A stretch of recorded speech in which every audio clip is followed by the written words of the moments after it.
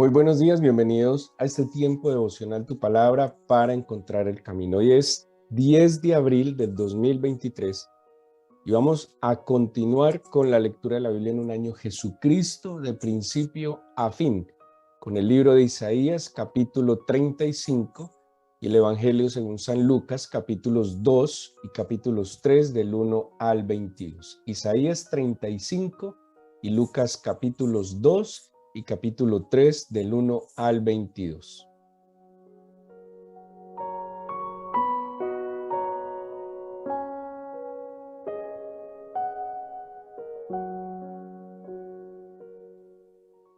Y vamos a ubicarnos en un texto extraordinario, Isaías capítulo 35. Bueno, Lucas 2 y 3 nos está narrando el nacimiento del Señor Jesús, donde vamos a ver una familia, habló de San José y la Virgen María, una familia cumplidora de los deberes, no solo de las leyes espirituales, sino de las leyes civiles.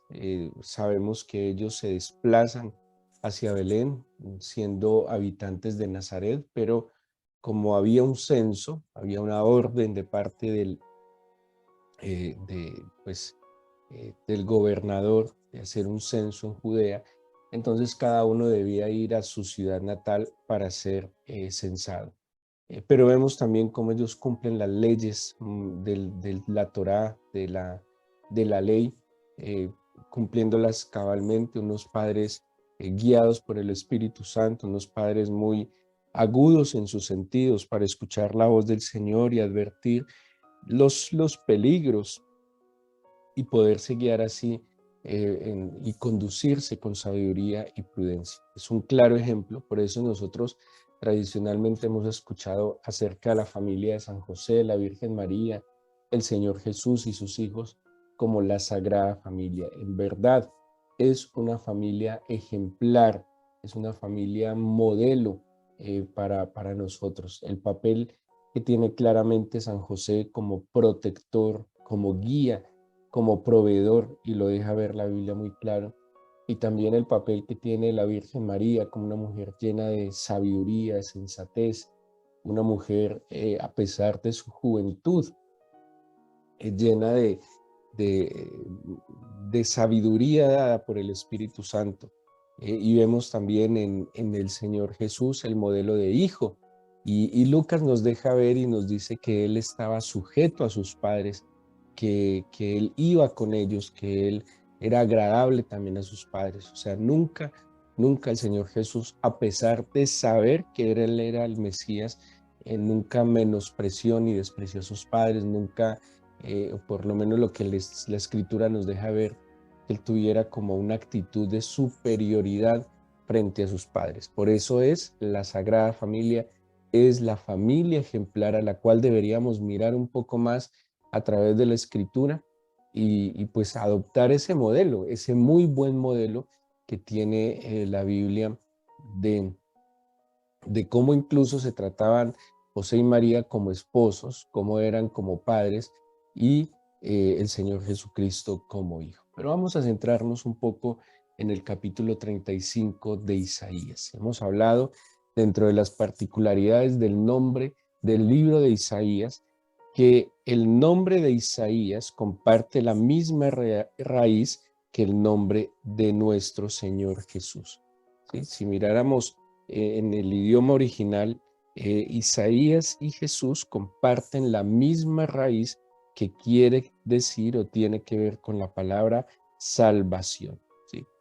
Así que Isaías es algo así como salvación y Jesús es Salvador. ¿Sí? Y ahí también viene el mismo nombre Josué y Oseas. ¿Sí? Entonces, muy particular que siendo Isaías el profeta o uno de los profetas que comparte el nombre con el Salvador, pues su tema esté tan centrado en la figura mesiánica, su tema esté tan centrado en la obra que el Salvador vendría a hacer. ¿Sí? Y eso hace que también cobre un valor muy particular el escrito de Isaías. A propósito del capítulo 35, vamos a verlo y también está cargado de profecía, de anuncio de la obra que el Señor Jesucristo vendría a hacer.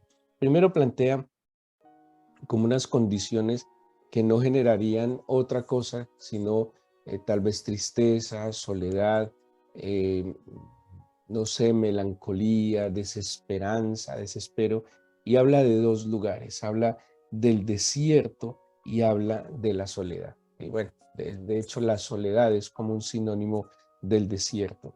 Y cuando pensamos en un desierto, pues pensamos en la soledad, estamos pensando en un lugar árido, en un lugar con pocos recursos, podríamos decir nulos completamente, un lugar de soledad, de desespero, de desesperanza. Seguramente pocos hemos tenido la experiencia de estar en un desierto.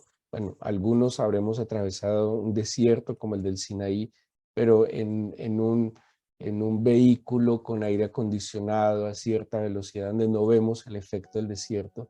Pero estar en medio del desierto a cierta hora del día, donde no haya sombra, donde seguramente no hay agua, y donde seguramente al mirar hacia el horizonte solo se ve arena, debe ser un lugar que desespera, que llena de angustia, que no hay para dónde coger, que seguramente pues no se sabría hacia dónde orientarse fácilmente. Pero ¿qué dice Isaías 35? Dice que el desierto y la soledad se alegrarán, que el yermo se gozará y florecerá como la rosa. Bueno, el yermo es un terreno que carece de vida, ¿sí? Es no necesariamente un desierto, ¿sí? Sino que es un terreno completamente árido y estéril por muchas circunstancias. Un terreno puede ser árido y estéril, puede ser un terreno rocoso. Por ejemplo, en Israel no todo era desierto, ¿sí? Había una zona en el norte, en la Galilea, que había sido, pues como que sus capas eran como resultado también de erupciones volcánicas y de unas fallas geológicas y de terremotos, y por eso ese terreno estaba cubierto por una roca basáltica. La roca basáltica es una roca negra. Los que han ido a Israel seguramente han notado la diferencia en las edificaciones del norte en la Galilea y en las que se dan ya más hacia el sur, hacia la Judea, porque en Judea las edificaciones son con una roca caliza que es como de color beige, por eso Jerusalén tiene un tono como beige, que por eso al sol de la tarde pareciera que diera un resplandor como de oro, por eso se le dice la ciudad de oro también, cuyas calles son de oro, por el reflejo del sol en esta roca caliza, y eso es con lo que se edifica al sur, pero al norte las edificaciones son, por ejemplo, en la ciudad de Tiberíades, en Cafarnaúm se ve, las edificaciones son de una roca negra. Esa roca negra basáltica es una roca como volcánica, ¿sí?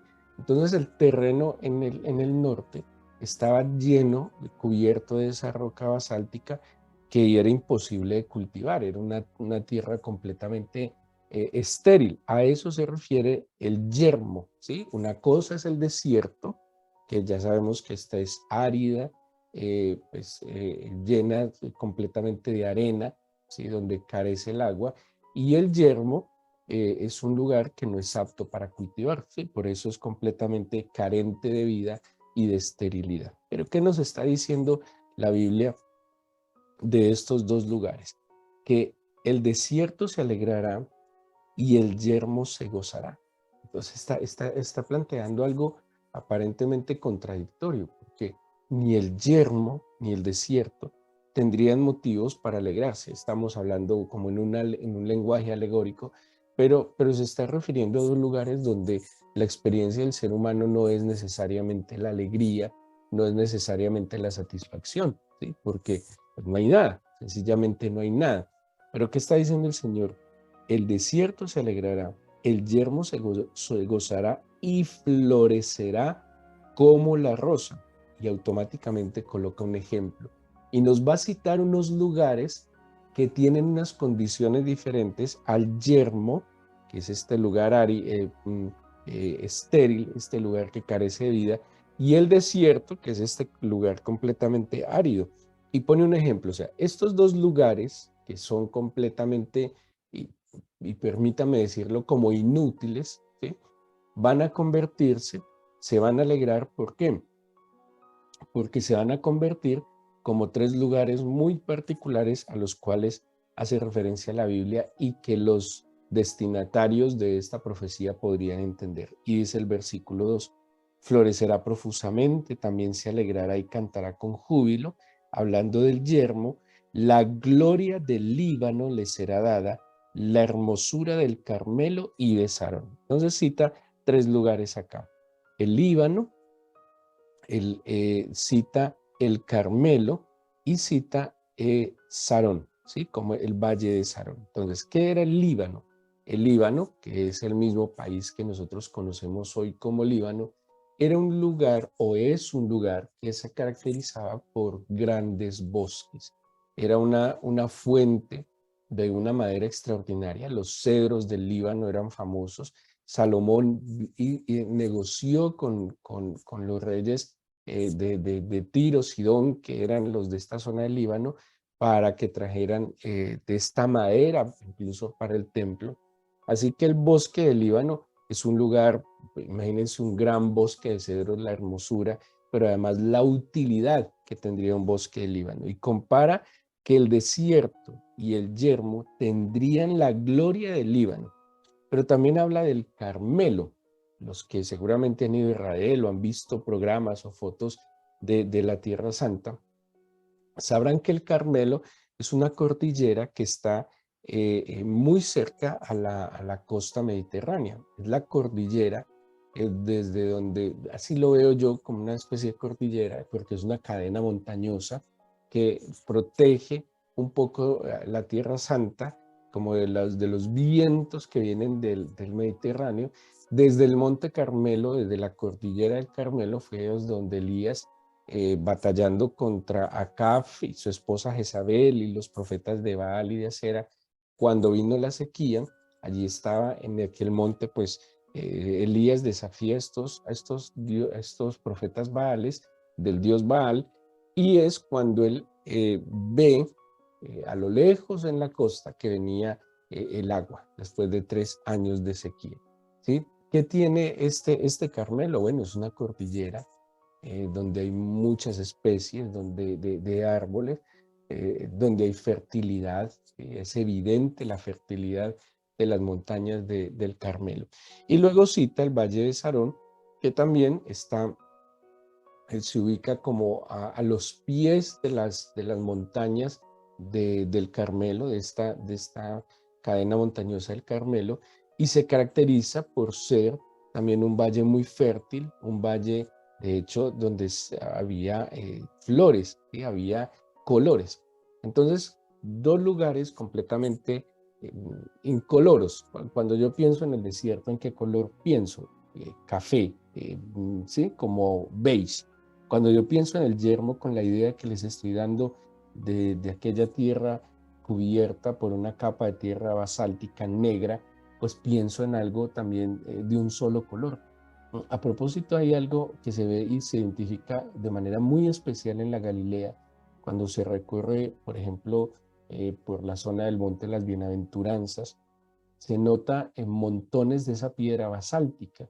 Y alguna vez una guía nos explicaba que esos montones que dejan al lado de cultivos en la Galilea es el testimonio de que para poder labrar esa tierra, hacerla productiva, tuvieron que quitar y remover esa capa de piedras que estaba pues impidiendo que la tierra fuera fértil. La Galilea es una zona muy fértil, asombrosamente. Incluso ya vemos hoy en día hasta cultivos de banano. Imagínense, en una tierra árida, en un yermo donde no había absolutamente nada. Hoy hay cultivos de banano, entre otras cosas que allí se cultivan, cumpliéndose cabalmente incluso lo que nos está diciendo Isaías 35, que un lugar eh, sin posibilidad de que fuera cultivado, pues se convierte en un lugar completamente verde.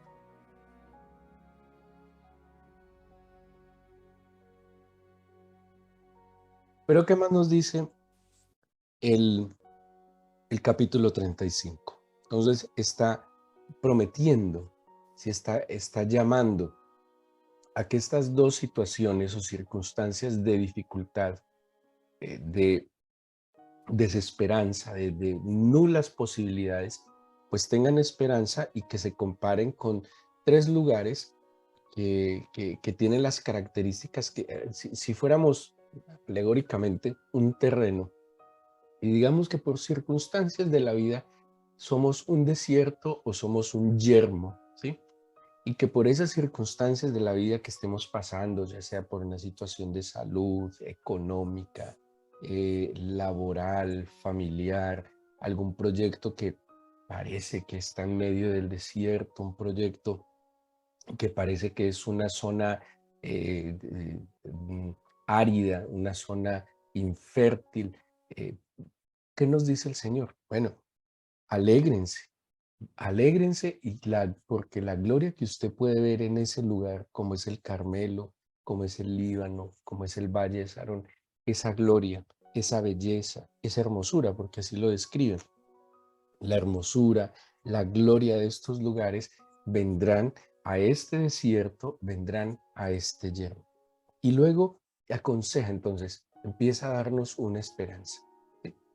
Porque seguramente en el desierto, en medio del yermo, hay tres cosas que se experimentan que los describe el mismo libro.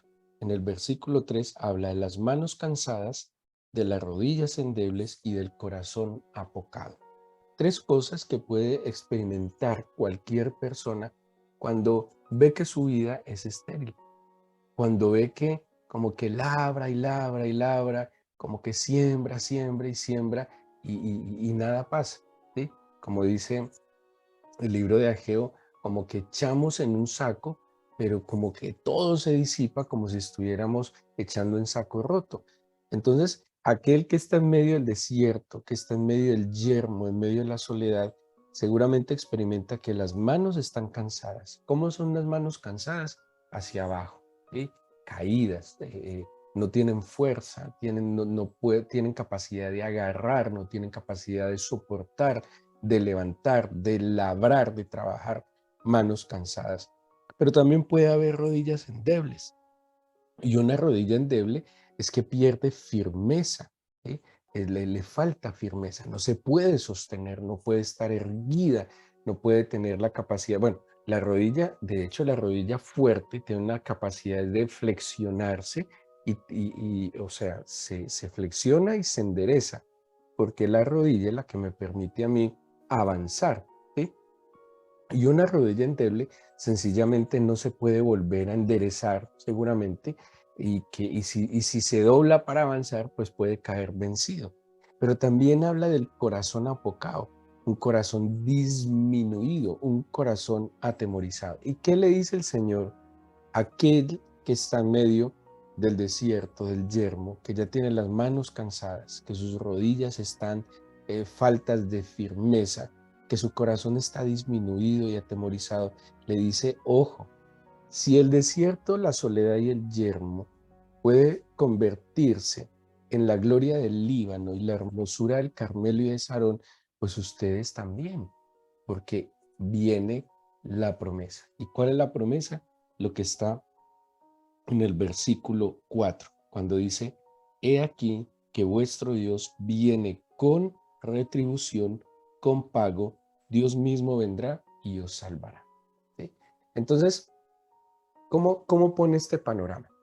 Es posible que estés en medio del desierto, es posible que vivas en el yermo, y como consecuencia de esta condición es muy posible que experimentes que tus manos ya están cansadas, que tus rodillas están endebles y que tu corazón está apocado.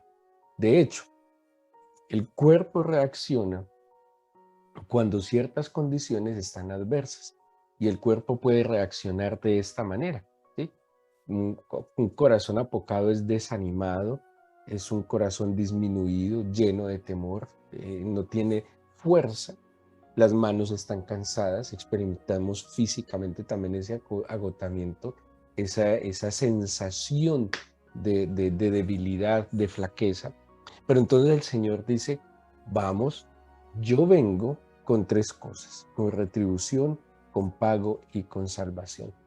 Esto, en el contexto en el que está este versículo, es por un entorno hostil que son los asirios que vienen a atacar a Judá.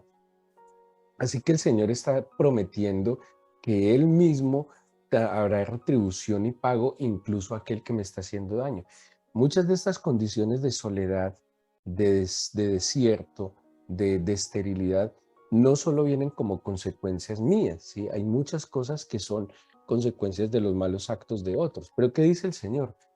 Tranquilo, yo vengo con pago, con retribución y con salvación. O sea, que como dice Zacarías, que aquel que tiene todavía esperanza puede venir a la fortaleza y que por cada dificultad que nos haya venido, el Señor nos dará una doble bendición. Quiere decir que incluso si lo que estamos viviendo en medio del desierto, en medio del yermo, ¿por qué? Porque alguien nos prometió algo que no cumplió, porque alguien nos quitó algo que pues el Señor mismo lo había dado. Pero ¿qué dice el Señor? Tranquilos, yo vengo con pago, con retribución y con salvación. O sea, que el mismo Señor hará justicia y que si el enemigo quiso matar, hurtar y destruir, el Señor a qué vino, a darnos vida abundante. Y es así como consecuencia de que el Señor viene con retribución, con pago y salvación. Entonces sigue Isaías y dice, ¿qué va a pasar entonces? El cojo saltará, el mudo cantará, aguas en el desierto en la soledad serán dadas, el lugar seco se convertirá en estanque, y lo que era una morada de chacales será ahora un lugar de cañas y de juncos. Aquí les estoy resumiendo lo que sigue diciendo el pasaje. Claro, ¿cuál es el pago, la retribución y la salvación del Señor? Imagínense, el cojo saltará, o sea que las rodillas se han fortalecido. El mudo cantará, porque cuando no hay canción, ¿quién canta? El que está alegre. ¿Quién canta? El que está agradecido. Cuando vuelve la canción es que lo que el Señor dijo, que aquel desierto, aquella soledad, aquel yermo, se convertiría en la gloria, en la hermosura del Líbano, del Carmelo y de Sarón. Y que el Señor cuando viene con retribución, con pago y con salvación, Él mismo hará que volvamos a cantar de alabanza. Hará y traerá aguas en el desierto, en la soledad. El lugar seco será un estanque y la morada de chacales sería entonces un lugar de cañas y de juncos. Y dice el versículo 8, y allí habrá un camino y una calzada. Una calzada es una vía grande, ¿sí? Una calzada es como una gran autopista, llana, plana, amplia, donde seguramente nosotros veríamos que podríamos ir a mayor velocidad. Imagínense que ustedes van, no sé, de su ciudad tienen que ir a 20 kilómetros a otra ciudad y hay dos caminos. Dos caminos. Un camino tiene 4 carriles. Es una recta completa, llana, plana. Está completamente asfaltada y señalizada. Pero hay otro camino que implica, que es como una especie de camino destapado, ¿sí? Una carretera destapada estrecha, implica subir una montaña y luego descender esa montaña para llegar al lugar. Seguramente nosotros elegiríamos aquella recta de 4 carriles que está completamente asfaltada y que está completamente señalizada porque sería un camino más corto, un camino más rápido y aparentemente un camino más seguro. Pero ¿qué nos dice la Biblia en el versículo 29, en versículo 9, 8, perdón? Allí hay una calzada y un camino. ¿Usted qué va a elegir? Según el Señor Jesús, ¿cuál debería ser el camino que deberíamos tomar? ¿La calzada o el camino? El camino amplio, dice la Biblia, dijo el Señor Jesús, es un camino amplio, cómodo, tranquilo, pero que te llevará a la perdición. Dice, no entren por el camino que tiene una puerta estrecha. ¿Sí? Ese camino seguramente es un poco más dificultuoso, pero nos llevará a la salvación. Eso mismo dice Isaías 35:8. Habrá allí camino y calzada, y será llamado camino de santidad. O sea que este camino, no la calzada, será llamado camino de santidad. Ahora, si yo escojo el camino que se llama camino de santidad, dice, por allí no pasará inmundo, O sea que si yo elijo la calzada, el riesgo que tengo es que me encontraré inmundicia e inmundos en la calzada. Pero tampoco además, el camino, el estrecho, de que no pasará inmundo por ahí, porque generalmente el inmundo escogerá el amplio, aquel que está en el camino de santidad, hay una promesa extraordinaria, dice, él mismo estará con ellos. O sea que quien elige la calzada tiene dos riesgos muy grandes. Se encontrará con el inmundo, pero además el Señor no está en la calzada. El Señor está en el camino, no en la calzada. Pero el inmundo está en la calzada, no en el camino. Y sigue diciendo el versículo 8. El que anduviere en este camino, por torpe que sea, no se extraviará. ¿Cuál es ese camino? Dice el Evangelio de San Juan, Jesús dijo, yo soy el camino, la verdad y la vida. Así que quien escoge caminar hacia el Señor, en el Señor, aunque sea dificultuoso, aunque sea un poco más demandante, pues tendrá esas dos ventajas. Uno, un riesgo menor, y es que allí el impío no estará. Es un riesgo muchísimo menor que andar en la calzada. Porque si yo me voy a encontrar en la calzada con el inmundo, ¿hacia dónde me puede llevar el camino del inmundo? Y dos, que el Señor estará conmigo en el camino de la santidad. Y que así yo sea torpe, que seguramente todos tenemos algo de torpeza, que así seamos torpes, el Señor no nos dejará desviar. Pero mire lo que dice el 9. No habrá allí león, ni fiera subirá por él, ni allí se hallará para que caminen los redimidos. Ahora, literalmente la ilustración de este versículo es camino hacia Jerusalén. El camino hacia Jerusalén, que era a través del desierto de Judea, por todo el valle del Jordán si venían de la Galilea, era un camino que tenía leones. En la Judea existían leones y fieras. Leones, se habla de tigres y de otras fieras que había en el desierto. Aquí el Señor está diciendo, si usted va hacia Jerusalén en el camino de santidad, yo le estoy garantizando seguridad en ese camino hacia el santuario. Le estoy ofreciendo seguridad y protección en este camino. No es fácil. Lo que te estoy proponiendo no es fácil, no es una calzada, pero sí es un camino seguro. Al ojo, el camino seguro parece ser la calzada, lo amplio, cómodo, fácil. Pero como nosotros somos de fe, que no nos movemos por la vista, sino por el oído, entonces decidimos, y esa es la invitación que es el Señor, a que no estemos en esa calzada donde el peligro es desviarnos, apartarnos del Señor. Y en última, según esto, la calzada donde me lleva al desierto y al yermo. De alguna manera sí nos muestra hacia dónde nos lleva. El Señor advirtió, ese camino, esa puerta ancha lo lleva al camino de la perdición, pero el camino de la santidad lo va a llevar a la salvación. ¿A qué experiencia? Al Líbano, a la hermosura, la gloria del Líbano, del Carmelo y de Sarón. A vivir en las alturas, a estar en el santuario. ¿Qué le ofrezco? Yo estoy con usted. Y si yo estoy con usted, le doy seguridad y le doy protección. Y así sea torpe, yo le prometo que como yo estoy con usted, en este camino no estará el impío, le voy a dar seguridad y protección y le prometo que así sea torpe, no se desviará. Puede que se tropiece porque es torpe, puede que se entretenga a veces porque es torpe, pero como eligió mi camino, el camino de santidad, tranquilo, yo estoy con usted. Tranquilo, yo lo respaldo. Tranquilo, yo voy a dar el pago, la retribución y lo voy a salvar. ¿Cuál es la elección nuestra hoy? ¿Cuál es el camino que vamos a elegir cada día? ¿Preferimos al Señor o preferimos lo que el mundo nos ofrece, incluso lo que el enemigo, que el Señor lo reprenda, nos está ofreciendo? Porque nos ofrece el camino fácil, ligero, pero el camino del Señor es de esfuerzo y valentía. Dice incluso, y ya para terminar, que me lo salté, dice, cuando dice, fortalezcan las manos cansadas, afirmen las rodillas endebles, digan a los de apocado corazón, esfuércense, no teman. Eso nos corresponde a nosotros hoy. Vamos a fortalecer nuestras manos, confiando en el Señor. Afirmemos nuestras rodillas, primero doblándolas delante del Señor y luego poniéndolas firmes para enfrentar lo que tenemos que enfrentar hoy, esta semana. Pero también esforcémonos y no temamos.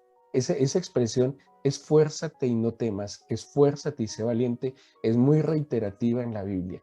Esforcémonos y no temamos, esforcémonos y seamos valientes para enfrentar lo que tengamos que enfrentar con la certeza que Él está con nosotros y que el camino será seguro y será protegido y que Él no permitirá que tropecemos y nos desviemos. Vamos a darle gracias al Señor por este nuevo día y por su palabra.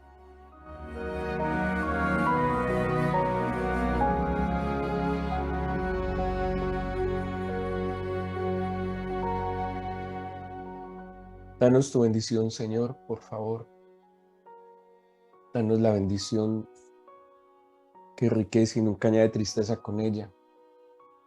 Danos la bendición de guardar en nuestro corazón tus dichos para no pecar contra ti. Danos la bendición de tener la medida de fe para creer a tu palabra y saber que tú vienes con pago, retribución y salvación y que tú eres mi camino. Tú eres mi opción. Sí tengo opción, te tengo a ti. Dame tu bendición, yo te pido, Señor, dígale así, dame tu bendición para este día y esta semana.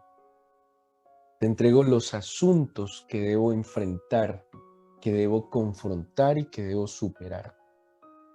Y te pido, Señor, en el nombre de mi amado Señor Jesucristo, Padre, que tú vayas delante de mí como poderoso gigante, derribando obstáculos, venciendo gigantes, abriendo puertas, brechas, Señor. Pero también te pido que cuides mi retaguardia y que detrás de mí, Señor, cuides, por favor, mi espalda. Te suplico que tú me permitas vencer los gigantes, sobreponerme a las adversidades y ver tu gloria. Ver cómo la gloria del Líbano es dada y cómo la hermosura del Carmelo y de Sarón se muestra en mi vida. Ver cómo tú conviertes el desierto, la soledad, el yermo en tierra fértil, en manantiales de agua. Ver, Señor, cómo tú vuelves a dar aguas en medio de esos lugares secos y tú conviertes esos lugares en estanque.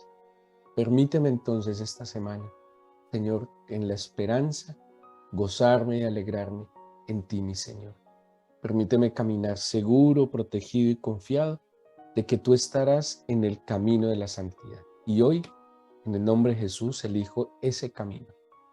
Elijo el camino estrecho, Señor, el que me implica esfuerzo, valentía y determinación, con la certeza que tú estás conmigo.